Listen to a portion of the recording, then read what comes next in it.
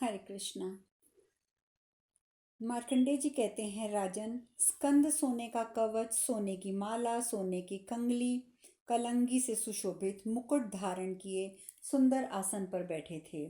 उनके नेत्रों से सुवर्ण की सी ज्योति छिटक रही थी और उनके शरीर से महान तेज पुंज प्रकट हो रहा था। उन्होंने लाल रंग के वस्त्र से अपने अंगों को आच्छादित कर रखा था। उनके दांत बहुत तीखे थे। आकृति मन को लुभाने वाली थी। वे समस्त शुभ लक्षणों से संपन्न तथा तीनों लोगों के लिए अत्यंत प्रिय थे। तदंतर वर देने में समर्थ, शौर्य संपन्न, युवा अवस्था से सुशोभित और सुंदर कुंडलों से अलंकृत कुमार कार्तिकेय का कमल के समान कांति वाली मूर्तिमती शोभा ने स्वयं ही सेवन किया। मूर्तिमती शोभा से सेवित हो वहां बैठे महायशस्वी सुंदर कुमार को उन सब प्राणी पूर्णमासी के चंद्रमा की भांति देख रहे थे। महामना ब्राह्मणों ने स्कंद की पूजा की और सब महर्षियों ने वहां आकर उनका स्तवन किया। ऋषि बोले, हिरण्यगर्भ, तुम्हारा कल्याण हो। तुम समस्त जगत के लिए कल्याणकारी बनो। तुम्हें अभी पैदा हुए 6 रातें ही बीती हैं। इतने में ही तुमने समस्त लोगों को वश में कर लिया है। फिर तुम ही ने इन सब लोगों को अभयदान दिया है। अतः आज से तुम इंद्र होकर रहो और तीनों लोगों के भय का निवारण करो। यह सुनकर स्कंद बोले, तपोधनो, इंद्र इस पद पर रहकर संपूर्ण लोगों के लिए क्या करते हैं तथा वे देवेश्वर सदा समस्त देवताओं की किस प्रकार रक्षा करते हैं। ऋषियों ने उत्तर दिया, देवराज इंद्र संतुष्ट होने पर संपूर्ण प्राणियों को बल, तेज, संतान और सुख की प्राप्ति कराते हैं और उनकी समस्त कामनाएं पूर्ण करते हैं। वे दुष्टों का संहार करते हैं, उत्तम व्रत का पालन करने वाले सत्पुरुषों को जीवन दान देते हैं। बल नामक दैत्य का विनाश करके इंद्र सभी प्राणियों को आवश्यक कार्यों में लगने का आदेश देते हैं। सूर्य के अभाव में स्वयं ही वे सूर्य होते हैं। चंद्रमा के न रहने पर स्वयं ही चंद्रमा बनकर उनका कार्य संपादन करते हैं। आवश्यकता पड़ने पर वे ही इंद्र, वे ही अग्नि, वे ही वायु, पृथ्वी और जल का रूप भी धारण कर लेते हैं। यह सब कार्य इंद्र के ही हैं। इंद्र में अपरिमित बल होता है। वीर, तुम भी श्रेष्ठ बलवान हो, अतः तुम ही इंद्र हो जाओ। इंद्र ने कहा, महाबाहो, तुम ही इंद्र बनो और हम सबको सुख पहुंचाओ। सज्जन शिरोमणि, तुम इस पद के सर्वथा योग्य हो, अतः आज ही इस पद का अभिषेक करा लो। स्कंद बोले, इंद्रदेव, आप ही स्वस्थचित होकर तीनों लोगों का शासन कीजिए और विजय प्राप्ति के कार्य में संलग्न रहिए। मैं तो आपका सेवक हूँ, मुझे इंद्र बनने की कोई इच्छा नहीं है। इंद्र ने कहा, वीर, तुम्हारा बल अद्भुत है, अतः तुम ही देव शत्रुओं का संहार करो। वीरवर, मैं तुम्हारे सामने पराजित होकर बलहीन सिद्ध हो गया हूँ, अतः तुम्हारे पराक्रम से चकित होकर लोग मेरी अवहेलना करेंगे। यदि मैं इंद्र पद पर स्थित रहूं तो भी सब लोग मेरा उपहास करेंगे और आलस्य छोड़ के हम दोनों में परस्पर फूट डालने का प्रयत्न करेंगे। इसीलिए यदि तुम फूट जाओगे तो जगत के प्राणी 2 भागों में बंट जाएंगे। महाबलवान वीर, संपूर्ण लोगों के निश्चय ही 2 दलों में बंट जाने और लोगों के द्वारा भेद बुद्धि उत्पन्न किए जाने पर हम लोगों में युद्ध प्रारंभ हो सकता है। तात, उस युद्ध में जैसा कि मेरा विश्वास है तुम ही विजयी होगे, अतः तुम ही इंद्र हो जाओ। इस विषय में दूसरी बात मत सोचो। परंतु स्कंद बोले, देवेंद्र, आप ही देवराज के पद पर प्रतिष्ठित रहें, आपका कल्याण हो। आप ही तीनों लोगों तथा मेरी भी स्वामी हैं। आपकी किस आज्ञा का पालन करूं, ये मुझे बताने की कृपा करें। इंद्र ने कहा, महाबलवान स्कंद, मैं तुम्हारे कहने से इंद्र पद पर प्रतिष्ठित रहूंगा। यदि वास्तव में तुम मेरी आज्ञा का पालन करना चाहते हो, यदि तुमने ये निश्चय बात कही है अथवा यदि तुम्हारा ये कथन सत्य है, तो मेरी ये बात सुनो। महावीर, तुम देवताओं के सेनापति के पद पर अभिषिक्त हो जाओ।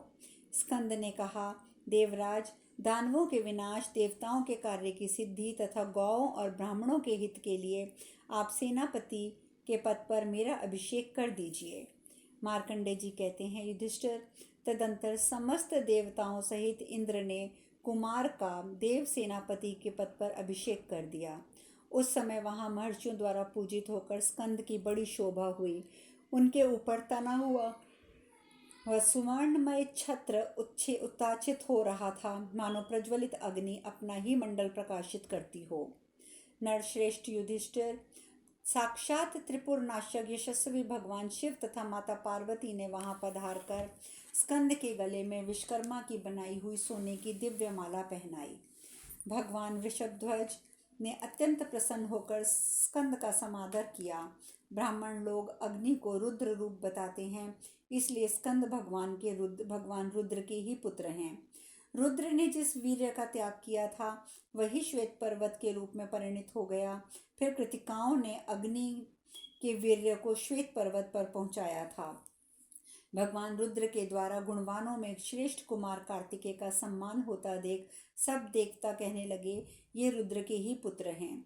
रुद्र ने अग्नि में प्रवेश करके इस शिशु को जन्म दिया है।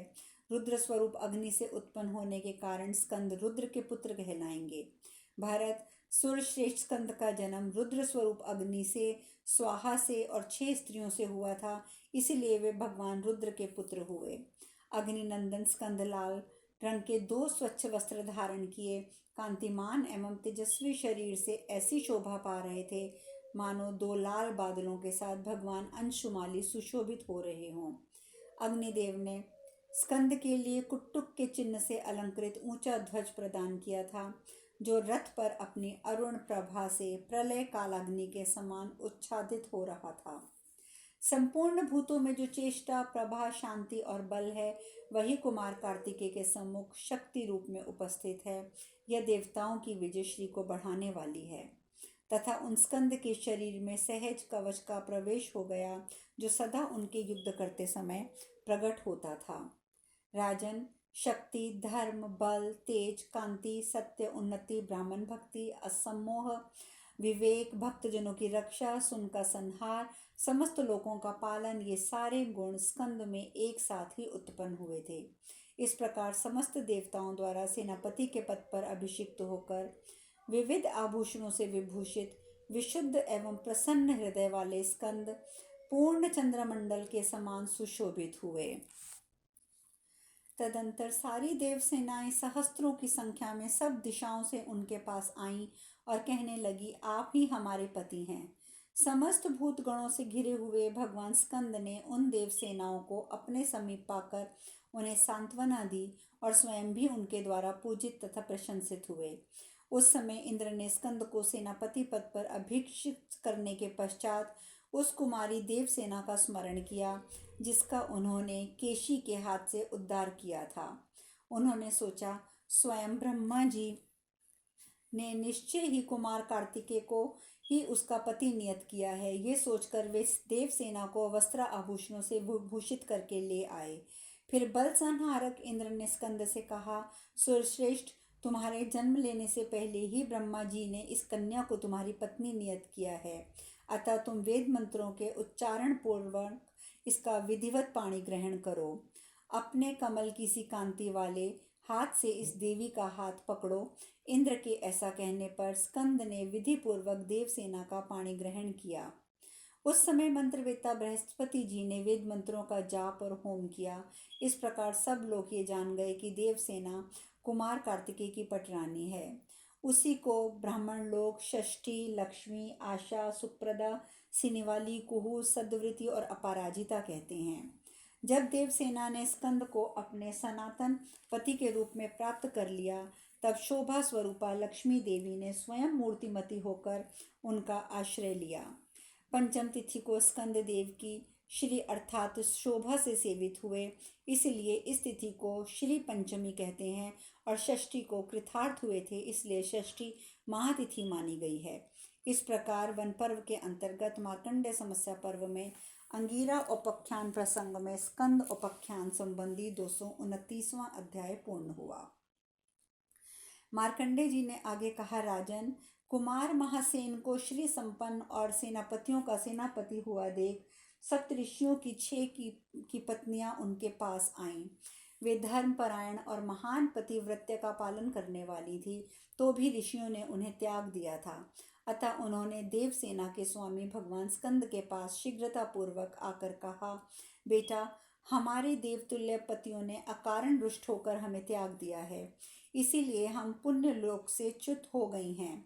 उन्हें किसी ने ये बता दिया था कि तुम हमारे गर्भ से उत्पन्न हुए हो, परंतु ऐसी बात नहीं है। अतः हमारे सत्य कथन को सुनकर तुम इन संकट से हमारी रक्षा करो। प्रभु, तुम्हारी कृपा से हमें अक्षय स्वर्ग की प्राप्ति हो सकती है। इसके सिवा हम तुम्हें अपना पुत्र भी बनाए रखना चाहती हैं। यह सब कार्य संपन्न करके तुम हमसे उऋण हो जाओ। स्कंद बोले, वंदनीय सतियों, आप लोग मेरी माताएं हैं और मैं आप सबका पुत्र हूँ। इसके सिवा यदि आप लोगों की और कोई इच्छा हो तो वो भी पूर्ण हो जाएगी। मार्कंडे जी कहते हैं, राजन, तदंतर इंद्र को कुछ कहने के लिए उत्सुक देख स्कंद ने पूछा, क्या काम है, कहिए। स्कंद के इस प्रकार आदेश पर इंद्र बोले, रोहिणी की छोटी बहन अभिजित देवी स्पर्धा के कारण ज्येष्ठा पाने की इच्छा से तपस्या करने के लिए वन में चली गई है। तुम्हारा कल्याण हो। आकाश से एक नक्षत्र अच्युत हो गया है। इसकी पूर्ति कैसे हो, इस प्रश्न को लेकर मैं कर्तव्य विमूढ़ हो गया हूँ। स्कंद, तुम ब्रह्मा जी के साथ मिलकर इस उत्तम काल नक्षत्र की पूर्ति का उपाय का कोई विचार करो। अभिजित का पतन होने से ब्रह्मा जी ने धनिष्ठा से ही सतयुग आदि काल की गणना का क्रम निश्चित किया, क्योंकि वही उस समय युगादि नक्षत्र था। उसके पूर्व रोहिणी को ही युगादि नक्षत्र माना जाता था, क्योंकि उसी के प्रारंभ में चंद्रमा, सूर्य और गुरु का योग होता था। इस प्रकार नक्षत्र मास की संख्या उस दिनों सम थी। इंद्र ने उपयुक्त प्रस्ताव करने पर उसका आशय समझकर 6 कृतिकाएं अभिजित के स्थान की पूर्ति करने के लिए आकाश में चली गईं। वह अग्नि देवता संबंधी कृतिका नक्षत्र 7 सिरों की आकृति से प्रकाशित हो रहा है। गरुड़ जातीय विंता ने स्कंद से कहा, बेटा, तुम मेरे पिंडदाता पुत्र हो, मैं सदा तुम्हारे साथ रहना चाहती हूँ। स्कंद ने कहा, एवमस्तु, ऐसा ही हो, मैं तुम्हें नमस्कार करता हूँ। तुम मेरे ऊपर पुत्रोचित स्नेह रखकर कर्तव्य का आदेश देती हो। देवी, तुम यहाँ सदा अपने पुत्र वधु देवसेना द्वारा सम्मानित होकर रहोगी। मार्कंडे जी कहते हैं, राजन, तदंतर समस्त मातृगणों ने आकर स्कंद से कहा, बेटा, विद्वानों ने हमें संपूर्ण लोकों की माताएं कहकर हमारी स्तुति की है। अब हम तुम्हारी माता होना चाहती हैं। तुम मातृ भाव से हमारा पूजन करो।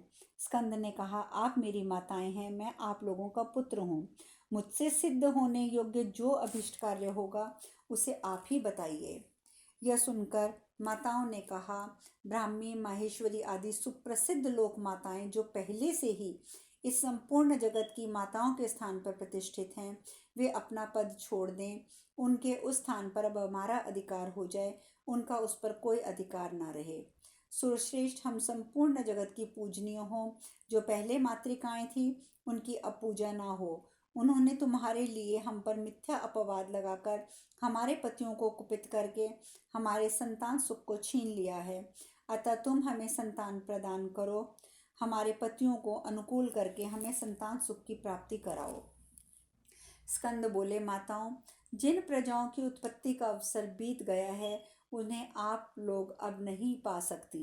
यदि कोई दूसरी प्रजा पाने की आपके मन में इच्छा हो तो कहिए, मैं प्रदान करूँगा। माताओं ने कहा, यदि ऐसी बात है तो हमें इन लोक माताओं की संतानें सौंप दो, हम उन्हें खाना चाहती हैं। तुमसे पृथक जो उन संतानों के पिता अभिभावक हैं उन्हें भी हम खाना चाहती हैं। स्कंद बोले, देवियों, आप लोगों ने ये दुख की बात कही है, तो भी मैं आपको पहले की मातृकाओं की संतानें अर्पित करता हूँ, परंतु आप लोग उन सब की रक्षा करें, इसी में आपका भला होगा। मैं आपको नमस्कार करता हूँ। माताओं ने कहा, स्कंद, जैसी तुम्हारी इच्छा, उनके अनुसार हम उन संतानों की रक्षा करेंगे। शक्तिशाली कुमार, हमें दीर्घ काल तक तुम्हारे साथ रहने की इच्छा है। स्कंद बोले, संसार के मनुष्य जब तक 16 वर्ष के तरुण ना हो जाएं, तब तक आप मानव प्रजा को पृथक पृथक उतने ही रूप धारण करके संताप दे सकती हैं। मैं आप लोगों को एक भयंकर एवं अविनाशी पुरुष प्रदान करूंगा जो मेरा अभिन्न स्वरूप होगा। उसके द्वारा उसके साथ सम्मान पूर्वक रहकर आप लोग परम सुख की भागिनी होंगी। मार्कंडे जी कहते हैं, राजन, तदंतर स्कंद के शरीर से ही अग्नि के समान तेजस्वी और परम कांतिमान एक पुरुष प्रकट हुआ जो समस्त मानव प्रजा को खा जाने की इच्छा रखता था। वह पैदा होते ही भूख से पीड़ित हो सहसा अचेत होकर पृथ्वी पर गिर गया। फिर स्कंद की आज्ञा से वह भयंकर रूपधारी ग्रह हो गया। द्विजश्रेष्ठ, इस ग्रह को स्कंदापस्मार कहते हैं। इसी प्रकार अत्यंत रौद्र रूप धारण करने वाली विंता को शकुनी ग्रह बताया जाता है। पूतना को राक्षसी बताया गया है। पूतना ग्रह समझना चाहिए। वह भयंकर रूप धारण करने वाली निशाचरी बड़ी क्रूरता के साथ बालकों को कष्ट पहुंचाती है। इसके सिवा भयानक आकार वाली एक पिचाशनी है जिसे शीत पूतना कहते हैं। वह देखने में बड़ी ही भयानक है। वह मानवीय स्त्रियों का गर्भ हर ले जाती है। लोग अदिति देवी को रेवती कहते हैं। रेवती के ग्रह का नाम रैवत है। वह महाभयंकर महान ग्रह भी बालकों को बड़ा कष्ट पहुंचाता है। दैत्यों की माता जो दिति है उसे मुखमंडिका कहते हैं। वह छोटे बच्चों के मांस से अधिक प्रसन्न होती है। उसे पराजित करना अत्यंत कठिन है। कुरुनंदन, स्कंद के शरीर से उत्पन्न हुए जिन कुमार और कुमारियों का वर्णन किया गया है वे सभी गर्भस्थ बालकों का भक्षण करने वाले महान ग्रह हैं। वे कुमार उन्हीं पत्नी स्वरूपा कुमारियों के पति कहे गए हैं। उनके कर्म बड़े भयंकर हैं। वे जन्म लेने से पहले ही बच्चों को पकड़कर ले जाते हैं।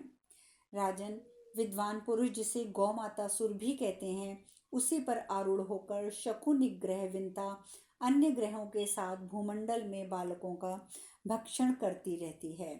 नरेश्वर, कुत्तों की माता जो देव जातीय सरमा है वह भी सदैव मानवीय स्त्रियों के गर्भस्थ बालकों का अपहरण करती रहती है।